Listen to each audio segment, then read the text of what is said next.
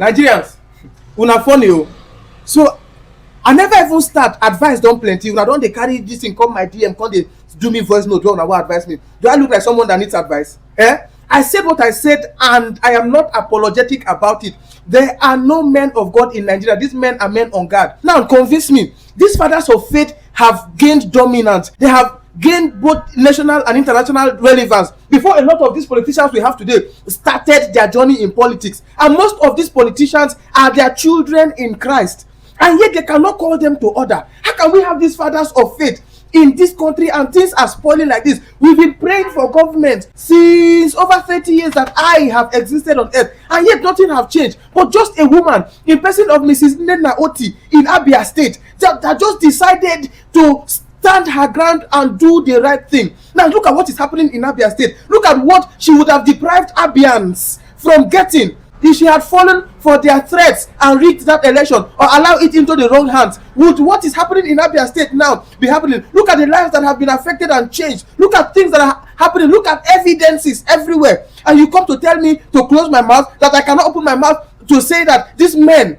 do I know who they are? That why will I go and say that somebody like so person is not a man of God? If they are, let them do what they're supposed to do. You cannot have an elder in the house and a goat gives birth having a rope on its neck. How can you be following a pattern for how many years that does not work and you still maintain that pattern? Don't advise me, advise them.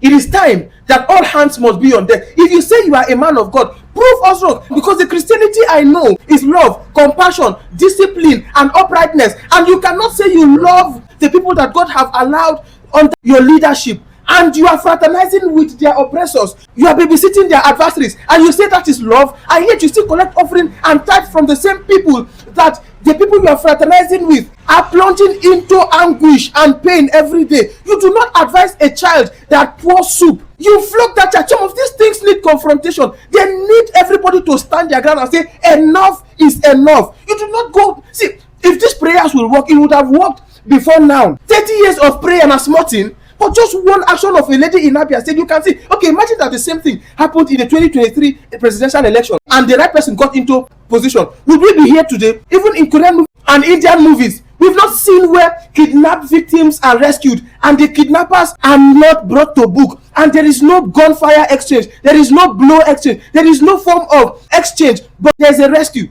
And you tell me that this thing is working? A government that spends more money in buying vehicles, they keep buying new vehicles every year as if the old one. Come on now, what are we not saying? We do not have any man of God in Nigeria yet until they begin to prove themselves. They might know God though, but we are not seeing evidence. If it was in the old, during the days of Elisha and Elijah, would this be happening? And getting into 2027 election, if this pattern continues, the design might change. I hope this makes you well, because now this is the problem. I am not apologetic, and I am not going to stop until we begin to get it right.